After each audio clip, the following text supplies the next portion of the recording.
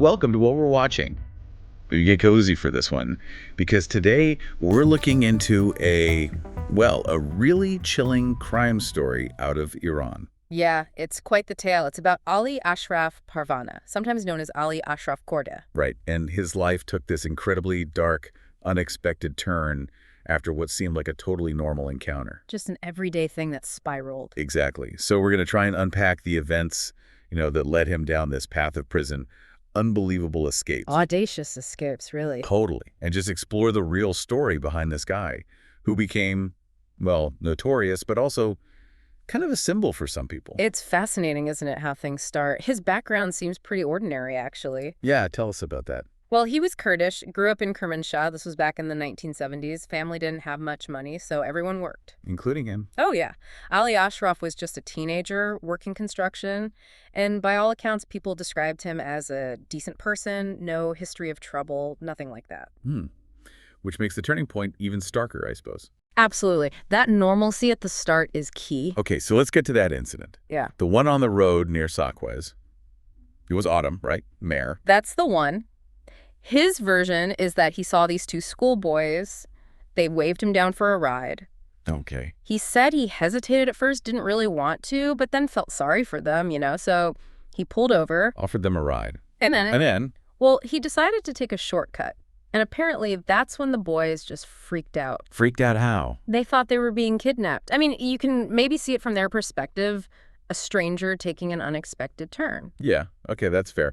So they panicked. Massively. They jumped out of the moving car. Oh, wow. While it was moving. Yeah. And the consequences were just tragic. One boy died right there, head trauma. The other one died later in the hospital. That's horrific. And Ali Ashraf, what did he do? His reaction. Pure fear, apparently. He insisted he hadn't, hit them or anything, that they jumped, but he was convinced nobody would believe him. No witnesses. Seemingly not. So he just fled, made the decision right then and there to run, thinking he'd be blamed for murder. And that decision changes everything. It's interesting. You mentioned initial reports sometimes said collision, but he always stuck to the story they jumped. Right. That initial moment of panic, choosing slight over facing it, it set everything else in motion. Hard to prove innocence when you run, isn't it? Definitely. So he's on the run. Where does he go? He heads to Tehran, stays with some construction buddies he knew over in Tehran Pars. Okay. Later on, his brother, Ali Akram, joins him there too. But you can imagine the weight of what happened. He must have felt responsible, even if he maintained they jumped. Exactly. That plus, apparently he faced some ethnic discrimination in Tehran. Being Kurdish, getting called a city dweller like it was an insult. So guilt, fear, prejudice. Yeah. That's a heavy mix. It really is, and it clearly took a toll. The pressure mounted, not just on him, but his housemates, too. How bad did it get? Unbelievably bad. So bad that he and his 3 housemates, they actually made a suicide pact. Seriously, all 4 of them? Yeah. They felt like they'd hit rock bottom. But then Ali Ashraf has this sudden change of heart, or maybe a different kind of impulse. Right. Instead of suicide, he suggests armed robbery. What? Why? That's a huge leap. His reasoning, or what he said later, was like, we've got nothing to lose anyway. Let's do something risky, something thrilling before we end it. Almost nihilistic. Wow. That's dark. Did the others go for it? 2 of them did. The 4th refused, wanted no part of it. But Ali Ashraf, having come up with the idea, basically became the leader of this new impromptu robbery gang. So they actually started robbing places. Yeah. Got weapons, though. Ali Ashraf later denied they were armed robberies, technically, and started hitting homes at night in their area. Caused a lot of fear. How long did that last? Not too long, actually. They were arrested in 1978. That put an end to the spree. And with the robbery arrest, did the story about the boys come out? It did. Everything came to light then. The deaths, fleeing the scene, and now masterminding these robberies. So the consequences were severe, I imagine. Life in prison, Evin prison. Convicted for the boys' deaths, murder, legally fleeing police, the robberies, the whole lot. Even though he still claimed innocence about the boys. Yep.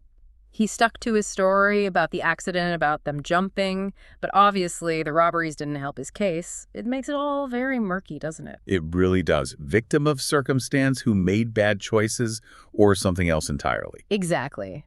But life in Evin wasn't the end of the story. Not by a long shot. He escaped. He did. His first escape. This was early 1981. He played this angle, feigning remorse to the prosecutor. Wow. Said he wanted to cooperate, offered to reveal his accomplices, the ones involved in the robberies. Really? Totally. They set it up so he'd lead them to the location. He chose this half-finished building near Haravi Square in Tehran, Pars. Went there with an officer and 2 soldiers. Ambush. He'd arranged it with friends beforehand. They jumped the police, disarmed them, tied them up. And he just walked away. Pretty much. Caused absolute shockwaves in the prison, the prosecutor's office, you can imagine. Oh, I bet. Now they've got an escaped murderer and robber who's probably armed again, on the loose. Exactly. Police were terrified. He got hold of someone else's ID, forged it, and managed to stay hidden for 2 years. 2 years? Moved around a lot, multiple hideouts, even kept weapons at his brother's place in Shoraki Valley Axe. Changed his name, worked as an asphalt layer as cover. Resourceful. Yeah. Was he involved in crime during those 2 years? Reports suggest he was. Forming new gangs, more robberies allegedly. It seems escaping wasn't just about freedom, maybe about continuing that life. But he couldn't stay hidden forever. Nope. His luck ran out. Or rehushed, 1382. So that's, around April-May 2005 in the Gregorian calendar. How did they get him? Picked him up near Resalat Square. He was driving a Pride, a common car, found a handgun on him. And what was his explanation this time? Same old story. Just found it. Right. Did they buy it? Not likely. He apparently tried to avoid getting fingerprinted, but that didn't work. There's another story, too, maybe apocryphal, maybe not, that he was actually spotted by an Afghan guy he'd had beef with back in prison, and this guy tipped off the police. Huh. Either way they got him. Must have been furious. Oh, absolutely. Second time capturing him after he'd made fools of them. Reports say he stayed silent during interrogation, possibly faced some rough treatment. And the sentence? Swift. Death sentence this time. Handed down in court just days later, 20th of Ordubehesht, 1382. Wow. And then where? Transferred to Rajayi Shahr prison in Karaj, formerly known as Ardasht. I've heard of Rajayi Shahr. Notorious, isn't it? High security. Extremely. It was known for housing death row inmates. People called it the City of Wonders, kind of ironically, because it was meant to be absolutely escape-proof. How escape-proof are we talking? Think multiple high walls, watchtowers everywhere, electrified barbed wire, deep foundations so you can't tunnel easily, constantly rotating guards, super strict checks on anyone and anything going in or out. So basically Fort Knox. Pretty much. They put him in Ward 4, the death row ward. Seemed like the end of the line. But knowing Ali Ashraf? Probably not. You guessed it. Almost immediately, he starts making connections, planning again. Who did he team up with this time? Within the first week, he buddies up with Mohammed Seti Karimi, former army guy, also on death row for a shootout and hostage situation. And soon they bring in a third, Ardashir Keshevars, drug trafficker, sentenced to death for killing a cop during his arrest. A grim trio. What was their motivation? Just escape? Escape, yes, but also revenge. They wanted to get back at the system, the people who put them there. How did they even start planning in a place like that? Cleverly. They actually bribed their way into Ward 2, figuring it offered better opportunities for planning. Bribed?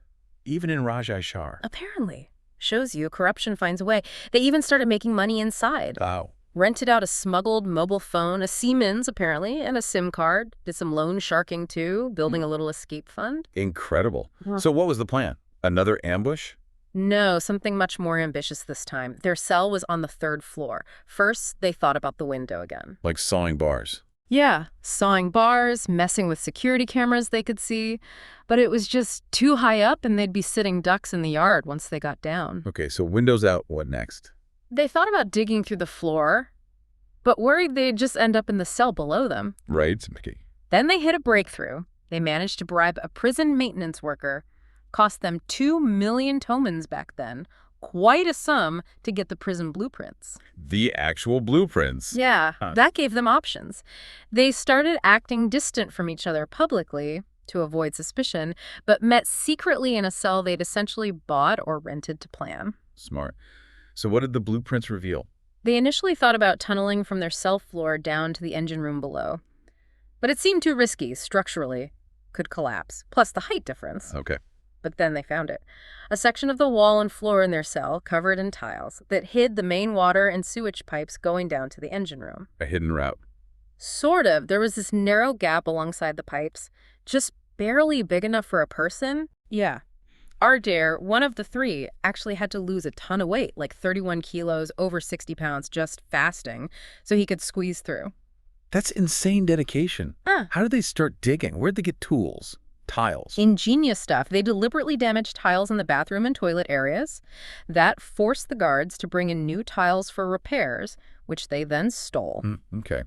And tools? Basic stuff. Spoons, forks, knives, whatever they could get their hands on and sharpen. They'd dig, carefully chipping away. But the noise? Yeah. Someone must have heard. They had lookouts, and other inmates would cover for them, maybe start singing loudly or dancing, creating a distraction whenever they were digging. And the dirt.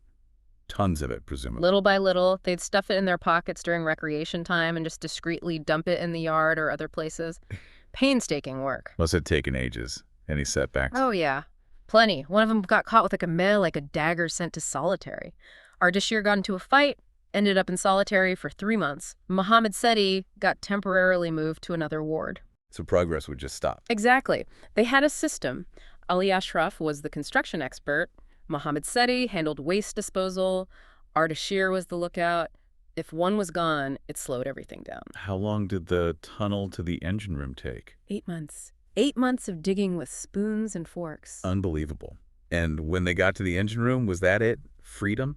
Not quite. They were in the engine room, but there was no obvious way out from there. So more digging. They considered different routes. The main yard was too risky. The main gate, cameras, guards, sewage pipes, too dangerous, potential for gas explosions. So what did they decide? They decided to dig another tunnel. This one, maybe 20, 30 meters long, heading horizontally towards the path visitors use to get to the visitation hall. Aiming for the visitation hall. That's bold. Extremely. And things got urgent. Mohammed Seti found out his execution date was set. Court Ed 1384, so summer 2005. They had to speed things up. Did they make it? They did. The tunnel broke through right under the floor tile of the visitation hall. Wow. So they just had to lift a tile. Basically. But they were careful. They reinforced the tiles from below with wooden supports so they wouldn't accidentally cave in. They even planned their wardrobe. Brought clean suits in plastic bags through the tunnel. Used white sheets inside the tunnel like curtains so they wouldn't get covered in dirt emerging. Meticulous. So the escape itself happened during morning visiting hours, around 9 a.m. They changed in the tunnel, then waited until about noon when the hall was packed with visitors. Maximum chaos. Exactly. Removed the tile, climbed out one by one, replaced the tile carefully, then just tried to blend in with the crowd heading out, pretending to chat, look normal. Did they get away clean? Almost. A guard apparently spotted Ali Ashraf, thought he looked familiar, maybe suspicious. Oh no. What happened? Ali Ashraf's nerve held. Instead of shrinking away, he walked right up to the guard, read the guard's name tag, bold as brass. No way. Claimed he was the head of prisons doing an inspection, said he visited often, asked the guard about his service, even offered to recommend him for some leave time. You're kidding. Did the guard buy it? Apparently so. The sheer audacity of it worked. They walked out. The first successful escape ever from Rajayi Shahr. That is absolutely incredible. Just wow. How long did they stay free this time? About 6 months. It was huge news, obviously. Pictures everywhere, appeals for information. Did they stick together? No, they split up pretty quickly. Safer that way. Mohammed Seti, the one facing imminent execution, actually managed to get smuggled out of Iran entirely by the fall of 1384. And Ali Ashraf and Ardashir. They stayed. And apparently their focus shifted heavily towards that revenge motive, targeting the judge and prosecutor from their cases. Seriously. While on the run. Seems so. Ali Ashraf hid out mainly at his brother Ali Akram's place again. That became his base, storing weapons he'd smuggled in. Formed a new gang with his brother and another guy, Humayun. And committed more crimes. He later confessed to 10 armed robberies during those 6 months, including, ironically, a mobile phone store near Resalat Square, the same area he'd been arrested last time. Wow. Did he actually go after the judge and prosecutor? He tracked them down and threatened them over the phone, reportedly. Didn't physically attack them, as far as we know, but made threats. So the police search must have been massive. Intense. All over Tehran.